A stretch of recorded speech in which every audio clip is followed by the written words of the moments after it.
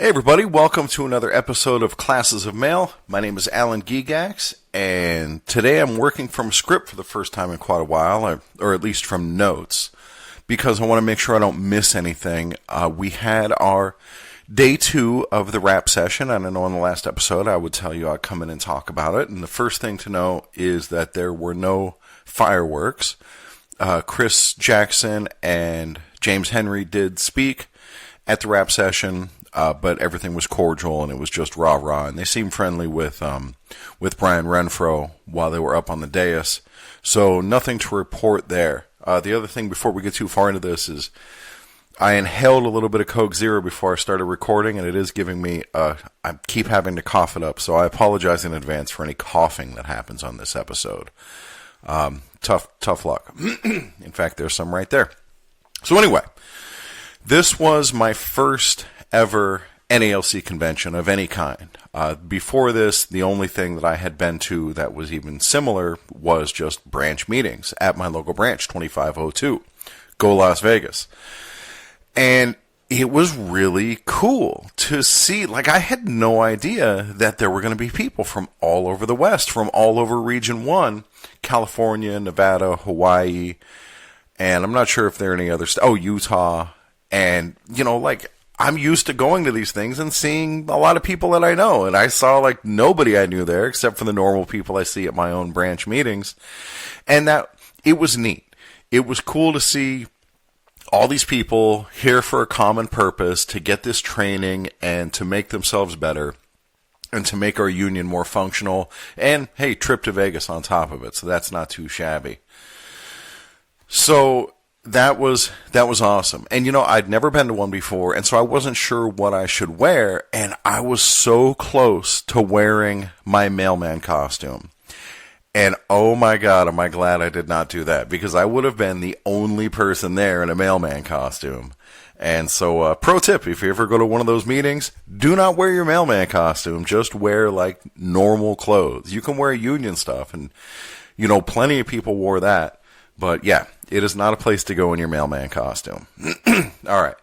So the way it was set up is in the morning before the first session, there was a list of possible classes, and the sessions ran from 8:30 to noon, and then from 1:30 to 4 or something like that. I don't remember the exact times, but we got an hour and a half for lunch.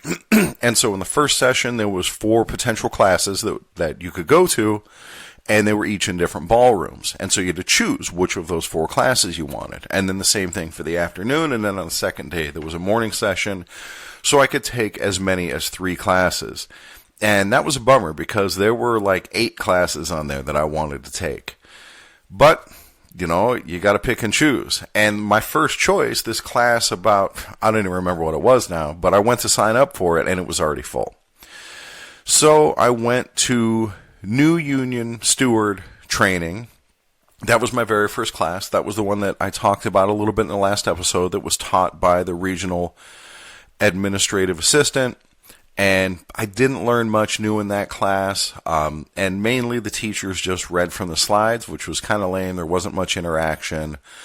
And I didn't learn a lot of new material, which in a way was encouraging, because I'm still new to being a union steward and I'm not very good at it. But I knew most of this stuff, and so that was nice. So I don't really have much to report from that class. Then I went to lunch, and then I went to the Article 8 class. And this one had great teachers. It was these 2 guys. One of them, his name is Alan Rios, and I remember his name because my name's Alan. And then Rios is the other captain on Picard. If you're a Star Trek fan, I highly recommend Picard. And plus, Rios had this great beard. So anyway, and they were fantastic. They interacted well with each other. The class ran at a good pace, and I learned some there. Had some stuff clarified, but the class was mainly focused on forced overtime, on mandates.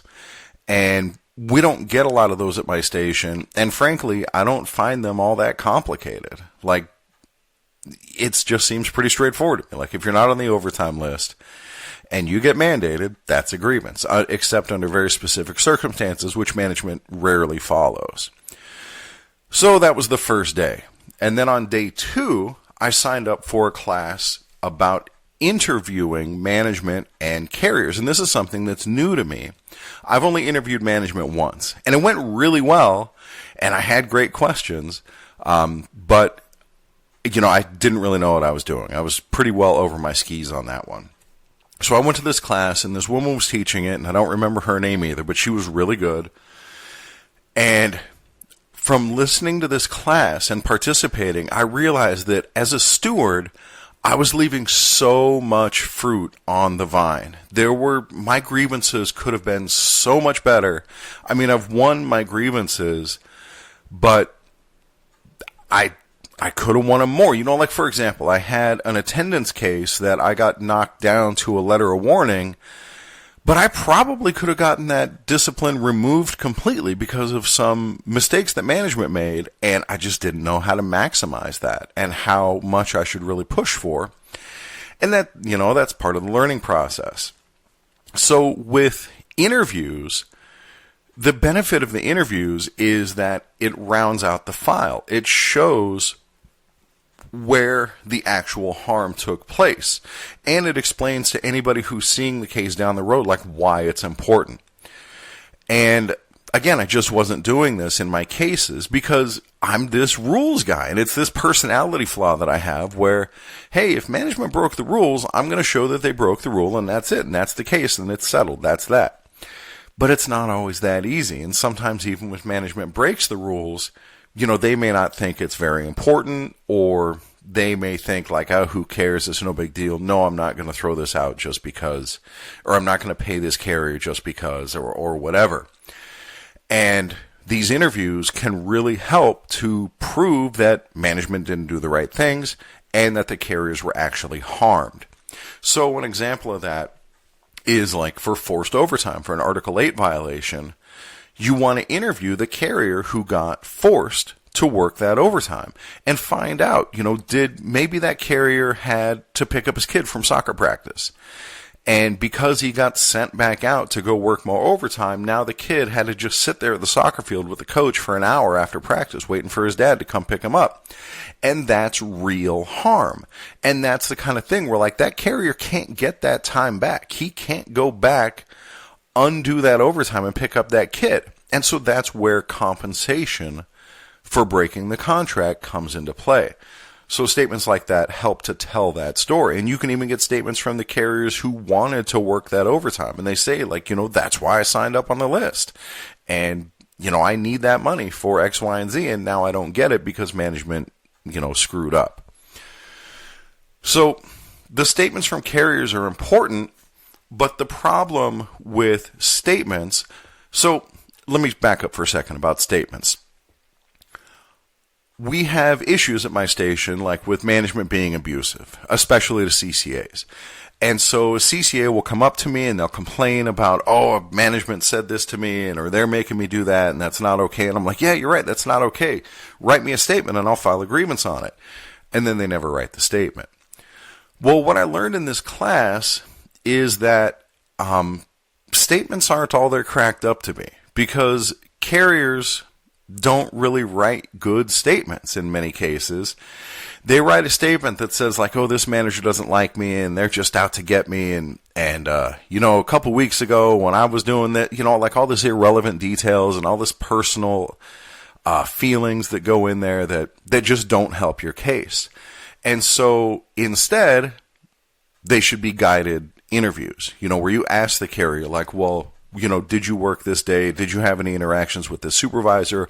What did the supervisor say to you? And the questions have to be not leading questions where did the supervisor call you a jerk? You say, what did the supervisor say? Because anybody who's looking at that case down the road can see if you're just leading the interviewee to say whatever you want them to say.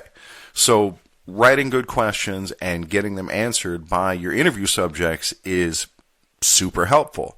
And so now going forward, I'm not going to just tell my CCAs or anybody, well, write me a statement, I'll do something about it. Instead, what I'm going to do is put in for 10 minutes of union time. I'm going to put a little list of questions together, and then I'm going to take that carrier into the break room and I'm going to ask him those questions. And that's how the case is going to move forward. Because then as a steward, I can direct where I want those questions to go. And I can make sure that what I get out of that carrier is what I actually need to make my case. And so it was really useful to learn those skills. And then another thing about statements is the statements of harm have to come from the aggrieved party. It has to come from the person who is affected. Because if I say John was harmed when this happened, that's just hearsay. It doesn't count for anything. I can say whatever I want. It doesn't mean anything. But if it comes from John, yeah, I was harmed and this is the way it made me feel, that makes a much stronger case to whoever is deciding this grievance. So interviews, definitely the way to go. So I'll give you an example how this is going to change what I do as a steward. We have CCAs are crossing craft at my station, and they're throwing parcels in the morning, which in a way is needed because our parcels are running behind and we need the parcels thrown, but that's supposed to be a clerk job. And that's kind of a separate issue. Well, let me talk about it now because I don't know when else I'll talk about it, and I need your guys' advice. My reading of, I think it's Article 7 of the contract, is that we have crafts for a reason. And if you're in the carrier craft, you shouldn't be doing clerk craft work. But CCAs are often tasked with doing that work. So one time we had a business agent assistant come into our union steward meeting for a training, and they specifically said, like, hey, if you have CCAs who are throwing parcels, you need to file that grievance. But at our local level, our union president is like, no, we don't file that grievance because we're just happy CCAs are getting the hours. And I can see the wisdom of that, but breaking the contract is still breaking the contract. And, as much as, like, I know most places CCAs are getting all the hours they could possibly want, but here we've overhired, and some CCAs are getting like 10 hours a week. And so throwing parcels is the only work they're getting. And as much as I hate to take that away from them, I also can't just stand by and let the contract be violated. So I think this is a violation. But in looking for grievance starters online, it's always grievances in the other direction. That, a rural carrier did city work, or a clerk did carrier work, or a supervisor did carrier work. And I don't see any grievances that go the other direction. So if you have insight on this, please send it to me, classesofmail@gmail.com, because what I'm thinking is, at first, if I file this grievance and management is found guilty of having CCAs cross-craft, doing stuff that's out of their job description, violating Article 7. I hope it's Article 7. Regardless, whatever article says don't do that, except in emergency situations. Okay, fine. They're probably still going to keep doing it because they don't have clerks. And so what I'm thinking more long-term is like, okay, well, if they keep doing it, now maybe I can start getting some compensation for those CCAs. Like they can get out-of-schedule pay or get, some other compensation for being asked to do work that's outside of their training, which would actually wind up being helpful for them. And maybe that would finally encourage management to hire some clerks instead of just making these CCAs do it. Or I've seen a potential remedy where the CCA would get paid whatever the highest level clerk gets paid because that's whose work they're doing. If they're doing that kind of work, they deserve that kind of pay. So I'm going to try it. But here's the problem, right? And getting back to the topic at hand, I've asked CCAs, okay, write me a statement that, this supervisor told me to throw the parcels and this is what time I started and so on. And then the CCAs never write that statement. And it's partly fear of management that they don't want their name on this thing that says, hey, management did me wrong because now management's going to cut their hours and, it's this big mess. But instead, if I interview them and just ask them questions and they're truthful in their answers, then that's a very different vibe from that CCA. Where I say, like, were you working at our station on Tuesday? What time did you clock in? Did you work in the parcel pit that day? From what time to what time? And then, like, did management have you clock over to a different function on your scanner? And I know at my station the answer to that is no. And so I'm thinking that even if it's not necessarily a cross-craft violation, and maybe it's not, maybe I'm barking up the wrong tree here, I can at least get management for falsifying time records. Because I asked the CCA who I was talking to about it today, well, what function are you on when you're in there throwing parcels? And he says, oh, I'm on office time. Well, management's giving us all this grief about we went 5 hours over on our office time yesterday. Yeah, because you got carriers doing clerk work on office time. So if that dude's in the parcel pit for a half hour throwing parcels, that's a half hour of office time that we shouldn't be dinged for. So anyway, that's statements, right? Statements, it turns out, are really important from CCAs, or not statements, rather interviews, to draw those statements out of the CCA. So that's what I plan to do going forward. I will be doing a lot more interviews. And tomorrow morning at the morning stand-up, first thing I plan to do when I talk in my section is apologize for having inadequate grievances in the past and leaving the stuff on the vine and just not being that great at my job yet, but I will be getting better. And, please just give me time and understand that there's going to be some growing pains as I'm learning this job. So hopefully people are understanding about that. I guess we'll see tomorrow. So anyway, that's statements from carriers. Now, getting statements from management, or rather interviewing management, is a whole other story. Like, when you're interviewing management, you're trying to get them to say things that incriminate them, say things that show that they didn't do the proper procedures, that trap them, things like that. And that part I already knew, but there were some nuances to it that I really liked that I learned in this class. Like, one of the things that you should not do is you should not ask management if they're aware of a rule. Don't say, like, are you aware that in ELM 482.69 it says blah, blah, blah. Because it's their job to know that rule. That's part of being the manager, is that you need to know what your job is. It's not my job to make sure you know. It's your job to know as the supervisor. So instead, we need to just take it for granted that they know these rules. And if I ask them, are you aware that in ELM blah, blah, blah, it says blah, blah, blah, and they say, no, I wasn't aware of that. Okay, now what? What do I do with that information? Like, how is that going to help my case? So better to just assume that they know the rule. And if I intend to show that they broke that rule, asking them if they're aware of it does not change the fact that they broke that rule. So it's irrelevant anyway. So that's that. All right, so that's interviewing management, and that's what I learned on day 2. Then we go to lunch again, and we come back for the wrap session. And this is exciting. We get all the carriers in one big room, and there's a big dais up in the front with all these executives from the post office or from the union in all these different capacities. And it starts out with, an invocation, like we say the Pledge of Allegiance. There's a prayer and basic stuff. And then the national business agent for Region 1 gets up at the lectern and starts talking about our successes in arbitration, which is great. She says that we're winning like 84% of our arbitration cases and our DRT, our dispute resolution team cases. So yay, good for us.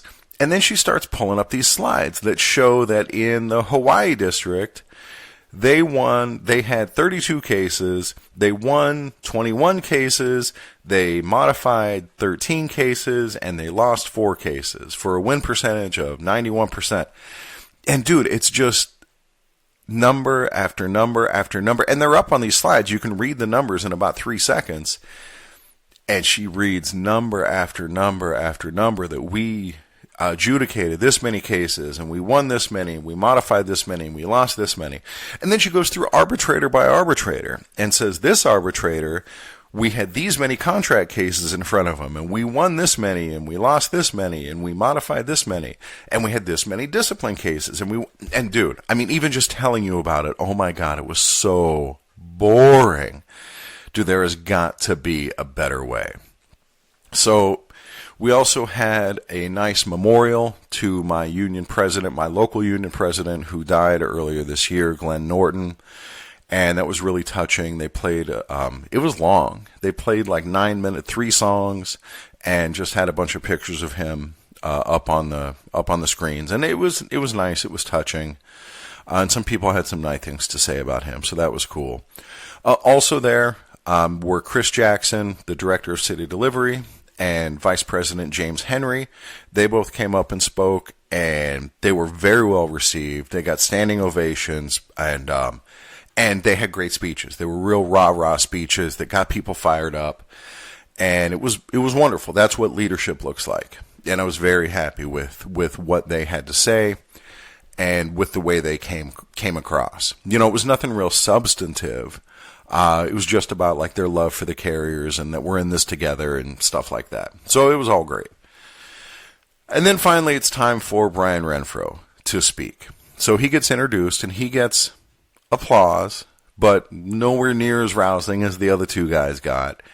And there was a vibe that he's this embattled president, and it diminishes his leadership capacity. Maybe some of that is just my own emotions being put onto the room. But I can't help it, from the stuff I've heard on ADA arbitration, from hearing that report about all of his bad behavior. I couldn't help but feel that vibe in the room. And so he stands up and he starts talking, and there's these 2 microphones in the aisles of the conference room. And somebody walks up and stands at one of the microphones. Now, mind you, I've never been to a rap session before, so I don't know that it's supposed to be like this back and forth or whatever. So there's just this dude standing up at the microphone, staring at Brian Renfroe. And then finally Renfroe acknowledges him. And, we're maybe 45 minutes in at this point. And the guy says, I don't remember exactly what he said, but it was something to the effect of, hey, I just want to give you this opportunity to apologize to us for flaking out on the previous rap session when he was drunk or whatever and didn't make it to one of these union meetings. So go ahead and do that now. And Brian says, well, I'm going to talk about that later. And the guy says, well, we got time right now, and I know some people have to leave. They won't be able to stay all the way. So if you want to get it out of the way now, go ahead and give us your apology. And Brian says again, I'm going to talk about that later. So it gets dropped. The guy sits back down. He goes on with his speech. And then maybe an hour after that, somebody else is up at the microphone. They get acknowledged, and they essentially say the same thing. Hey, don't forget that, you were going to apologize to us. And he again says, I'm going to get to that later. So that was interesting, seeing that. And in the meantime, there were other people who rose with good questions about like the TRAP process and about what was some of the other stuff. It was, I don't know, it was fairly basic stuff. And honestly, Renfroe probably talked for an hour and a half without saying anything substantial, nothing noteworthy, nothing you could hang your hat on. It was just talk. He would talk in these vague terms, like he's talking about the contract negotiations, and he'd say, with finances, we come in way over here, and he holds his hand out to one side, and management comes in way over there, and he holds his hand out to the other side, and then we got to meet somewhere. And he says, but, generally management has been moving in our direction, and he moves his one hand closer to the other, and we feel pretty good about where we're headed. And at one point, somebody asked him about open bargaining. And he said that the problem is with open bargaining, with trying to engage the public and rally public support, is that you have to know who your opposition is. Who is this person across the table, the negotiating table? And he says that the person that's across the table from us, I think, would really push back against any public pressure. And I think it would actually make it harder for us to get an agreement if we tried to go the public route and engage the public in getting our demands met. And so he says, that's my decision as a leader, and I'll bear the consequences if it winds up not being the right decision, or something to that effect. So, all right, what am I going to say that? I don't know what the story is there. But it occurs to me that that's only half of what open bargaining is talking about. part of it is about public engagement, but also is about being open with your own members and what they, what are you doing for them? And so that was not addressed. So anyway, he goes on, and I took notes on my phone about things that he said that were concrete and things that he said that were kind of subjective or wishy-washy. So I'm going to grab my phone right now, and I'm going to tell you what my takeaways were from his speech. So let me do that right now. All right, here's the phone. So first we get to the things that are that he's just saying, like, generally, but, not like, yeah, this is for sure going to happen. He wants us to be on a single pay table, and, that seems pretty certain, but there's no guarantee. He said that he wants to end the TRAP process, that he will not be renewing it for, like, it expires in May or something, this new route adjustment, the electronic technology, something, electronic route adjustment process, whatever it is. He says that when that expires, he has no intention of renewing it, and he's not going to put it in the new contract. He said that our portion of healthcare premiums are not going to go up, that the rates may still go up, but like we pay, 25%, the post office pays 75% or whatever it is, and that will stay the same. Oh, you know what? I have that backward. These are the things that seem firm. Yeah, the starred ones are the ones that, never mind. So yeah, he was pretty firm on the single pay table, that's going to happen, that TRAP is going to end, that he's not renewing it, that our healthcare premiums, our portion will stay the same. And then, you may have heard this elsewhere, but this is interesting. It seems like it's a done deal that we're going to have 2 additional overtime lists. There will be an overtime list where people still want to work 8 hours only. They don't want to work more than 8 hours in a day, but they're willing to work 8 hours in a day on their day off. So that will be an additional overtime list. And then there'll be another overtime list where you're willing to work up to 12 hours in a day, but you want to make sure your day off is locked in. So that will be an additional overtime list. What he said at the wrap session was that both parties actually came to the table with that proposal. And so that makes it pretty easy to agree on when both parties are actually asking for the same thing. So that's how that's going to work. And then, the difficulty there is figuring out, like, okay, how does equitability work if you have now 4 different lists? So I don't know. Good thing I'm not on that committee that has to come up with how that's going to work. He talked about the food drive, and that since COVID, we had the food drive interrupted for COVID, and the haul has gone down tremendously. Like, we're not getting anywhere close to the volume that we used to get. It's like half. And so he said that this year, the postcards kind of suck, and there's no bags, but that he's committed to next year that we're going to have good advertising postcards, and that we're going to bring back getting grocery bags for people to fill up. So that's something.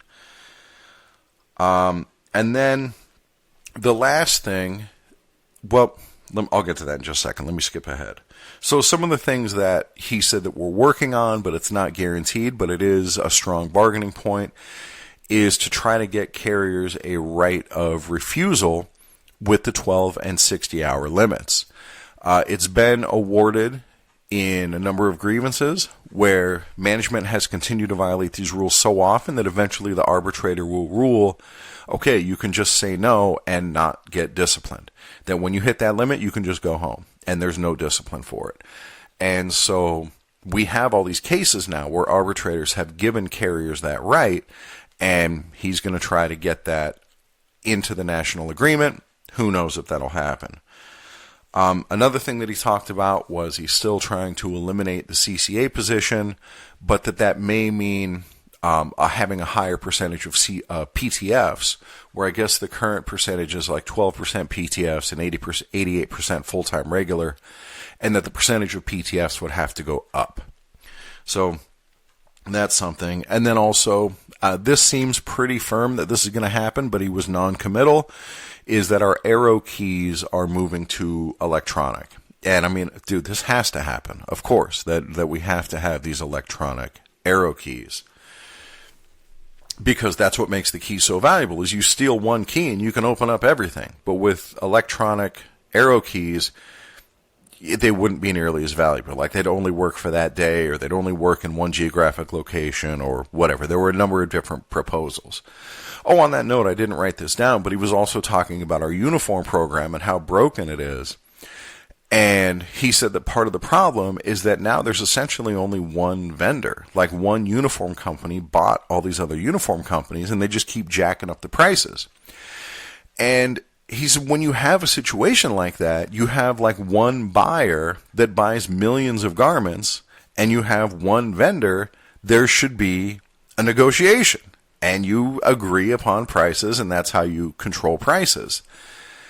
And so it looks like something like that is in the works. And he said, in the meantime, our uniformed allotment is just going to have to go up until this all gets fixed. So, again, there was nothing really firm on that. Oh, and he also talked about and said that the post office agreed that new hires should have a complete uniform from day one. And, dude, I absolutely agree with that. All right, and then the last thing. Whoop, sorry, buddy.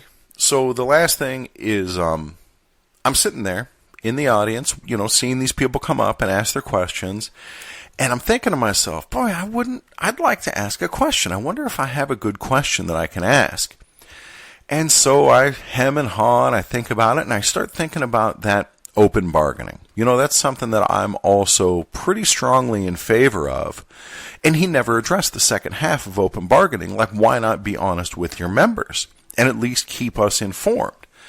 And so I decided that what I'm going to ask is for him to tell us flatly, what's he asking for? Like he said, well, let me tell you the question that I asked, because eventually I screwed up my courage. I was very nervous, and I got up there to the microphone, and he called on me, and I asked him, hey, you've mentioned that with salary negotiations, the post office is over here and we're over here, and now we're like both here.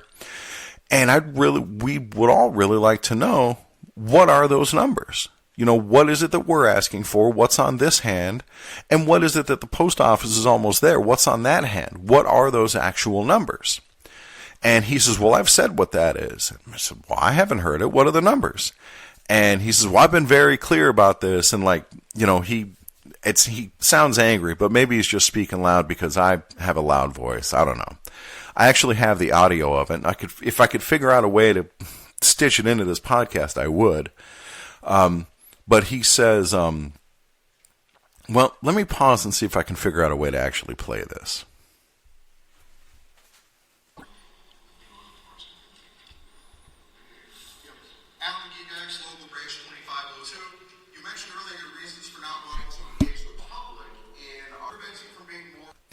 Sorry, I thought I actually paused my recording while that was happening. Now I got to see if I can actually figure out a way to go back and cut all this dead air.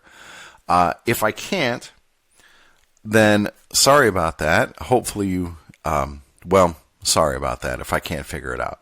All right, so now I'm going to leave another brief pause, and then I'm going to play this, and hopefully it will pick up on the microphone. Here goes.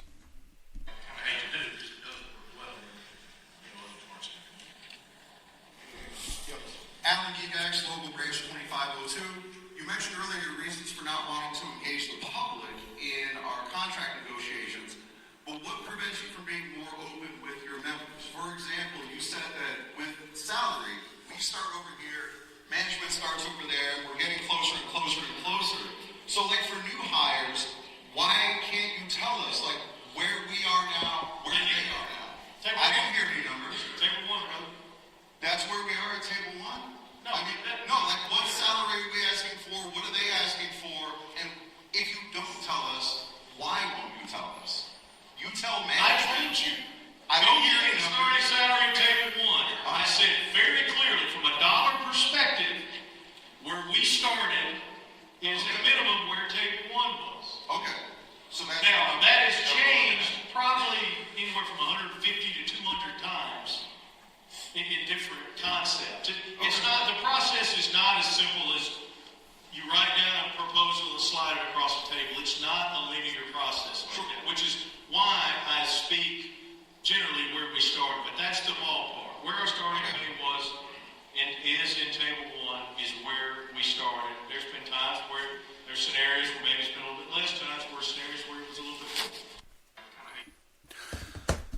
All right. So I can tell from my recording that at least was hearable. Maybe you have to turn it up.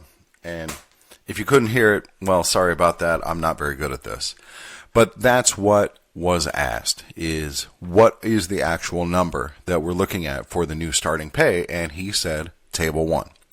So I pulled up the current table 1 pay chart, and it is $30 an hour, roughly $30 an hour. So, it's something he acts like he's been super open about this, but Lord knows that's the first time I've heard something firm about it. And it came up tonight at my local union meeting, and I mentioned, that this is what he said, and my union president said, well, sure, he did say that, but do you believe him?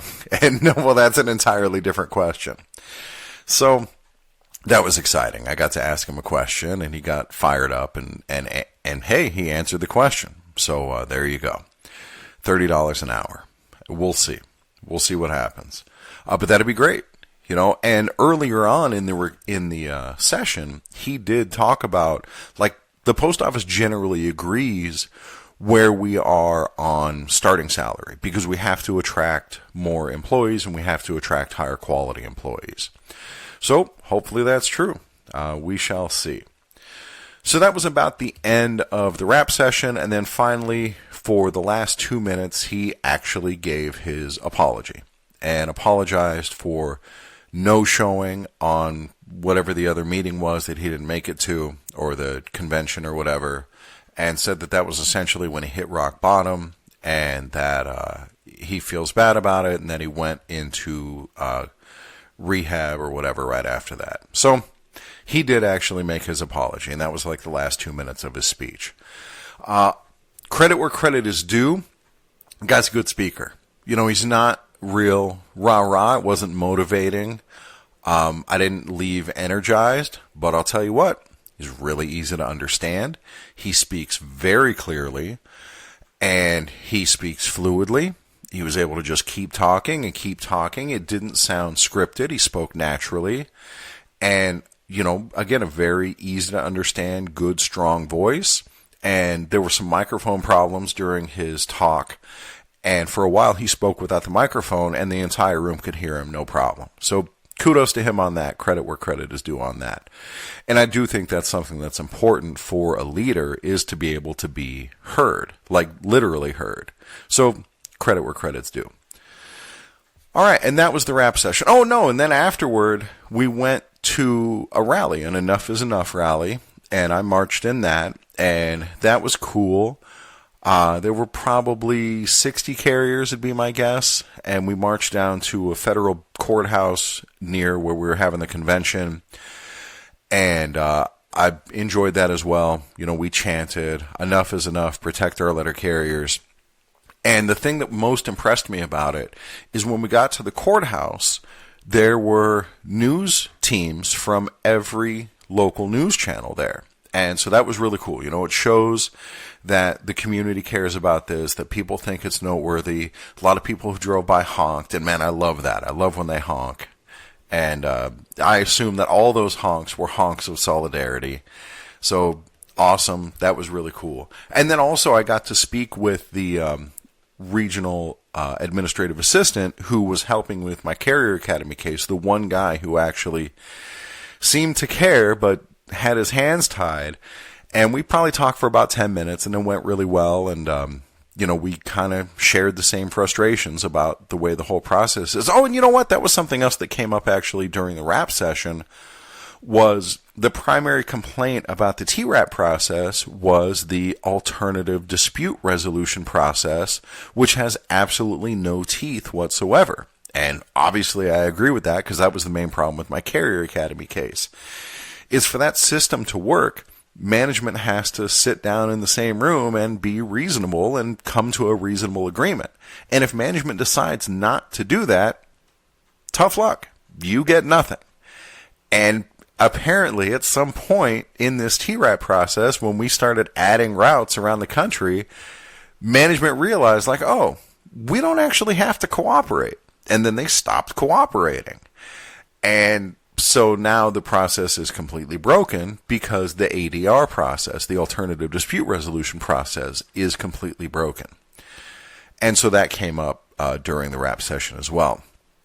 And I don't remember what Renfroe said about it. I don't remember.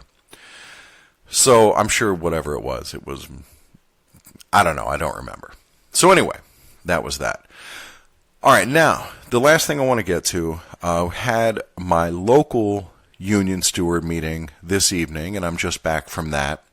And I want to talk a little bit about what I think so far about being a union steward. Like, how's it going so far?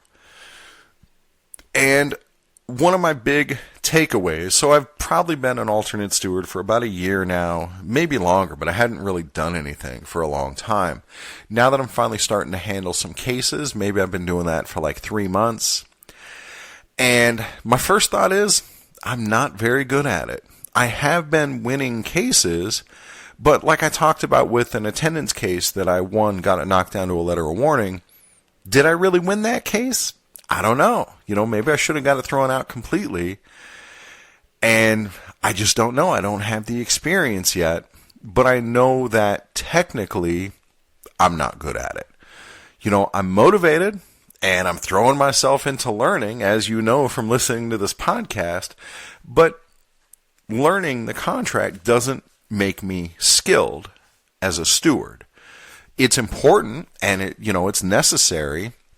But that's different from knowing how to craft an argument, knowing what questions to ask, knowing what citations to make, knowing like physically how to put a file together, knowing how to fill out the 8190, which is our joint grievance form that we use with management. Like all that stuff is the stuff that I'm just not good at. I get calls, like if I send a file up to the union hall, they call me back and they're like, hey, where's this paper? Oh, I didn't know I had to do that. Or, hey, you're not supposed to write in this section of the grievance form. And, oh, shit, I didn't know I was supposed to do that. So, like, for example, tonight at the steward meeting, one of our vice presidents was instructing people how to fill out block 15 of the 8190, which is where you write the issue statement that did management violate, blah, blah, blah. And she says, look, when you're doing like a discipline case, just use the basic statement. Don't improvise. The basic statement is already laid out for you. Just use that. And I raised my hand like a dumbass, because I am, and said, what is the basic statement? Like, what is it that you want us to say? And she says, look on the back of the 8190 in part 15. And I flip over the paper, and on the back side of it, on page 2, essentially, there's all these instructions, just like how you have instructions on the back of the 3996. There's all these instructions. And on line 15, it says, like, did management have just cause when they issued discipline, or whatever it says in there? And she goes, just write that. And like, dude, I never knew that was back there. I just saw page 1, and then like page 2 and 3, just throw those away. I don't need those. I need page 1. This is what I have to fill out. Man, did I feel like a dum-dum when I read that. So that'll be part of my apology tomorrow with my station. I don't know if I'm going to bring that part up. But it goes to show you that, I really have a lot to learn. Now, on the upside, I genuinely care about my coworkers. I want them to be treated fairly. I want them to get a fair shake. I want management to treat them with dignity, and I want management to abide by the rules. I'm a rules guy. I've always been the rules guy. Back as a teenager, we used to play Magic the Gathering, that card game, and I was the rule book. Whenever there was a rules question, people would just ask me, and I knew those rules inside and out. And that's always been who I am. When I learn a new game, I read the rules. Okay, got it. Let's go. So that's a strength, but I know I'm going to keep making mistakes. I know I'm going to miss things. Things are going to be incomplete. I'm going to be functionally defective sometimes. I still have a hard time with organization. Like, there's just so many papers. And so I bought all these color-coded folders, and I got to try to figure out like a good way to use them. Because, man, it's so many papers. So, I'm learning, but my big concern is that the mistakes that I make are going to cost my fellow carriers. Every time I mess up a defense to discipline, that carrier gets discipline that maybe they shouldn't have had. And that really bothers me. And so that motivates me to try to be the best carrier that I can and put in the time and study and try to get better and reach out for help. Like the NALC Facebook groups have been great. They've been super helpful because I don't like calling my union hall because of the interactions that I've had with my union president, which I've talked about on previous podcasts. And that sucks. I really want to be comfortable reaching out to help to the people who are right next to me. But instead I wind up going onto Facebook or other places for that, or calling a buddy of mine who's a union steward. So that's that part of it. The other part of it where I really need to get better is I'm still putting in most of my time on these grievances at home, where I bring the files home and I do my research at home and I write I'm writing my interview questions at home.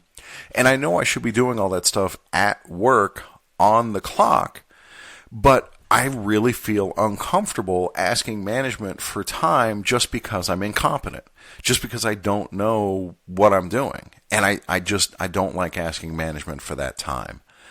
So tonight is a good example. I'm working on this defense to discipline of a carrier who had a lot of absences, and they wrote him up for unacceptable attendance. And on the charge letter, they also included M41 112.22, which says that carriers should report to work promptly as scheduled. And in my head, that's tardiness, not absence. Promptly as scheduled means you need to show up on time. And so I spent at least a half an hour, probably longer, trying to find citations that back that up, that back my interpretation of it, that it's not talking about absences. Because if that's in his file and he gets discipline that includes being late when he was never late, well, now going forward, if he's late one day, they can cite this prior discipline. It's like, look, we've already disciplined him for being late, and this is a 14-day suspension. So now what happens is there's traffic one day, he shows up late, they could just fire him because he's already had a 14-day for being late. So I'm hoping that a defect like that, along with some of the other things that I found, will be enough to get this discipline thrown out completely. But I don't know because I'm new, and so I guess I'm going to learn. And as I learn, I'm going to help you guys learn too, because I bet a lot of you guys have the same kind of questions that I have. So that's it. That's where I stand. That's how things are going. That's what happened at the Region 1 training and the RAP session. And I promise I'm going to get better. And maybe one day I'll even get better at podcasting. Don't hold your breath on that one. This podcast is a big part of my learning process, and I appreciate you guys being there for it. I appreciate all the feedback. Again, feel free to write me if you have questions, coachallen@gmail, or that's my regular email address, classesofmail@gmail.com, because I do eventually want to do a question and answer episode. And if you have topic suggestions, by all means, write me with those also. So, thanks for listening, guys, and I will catch you next time.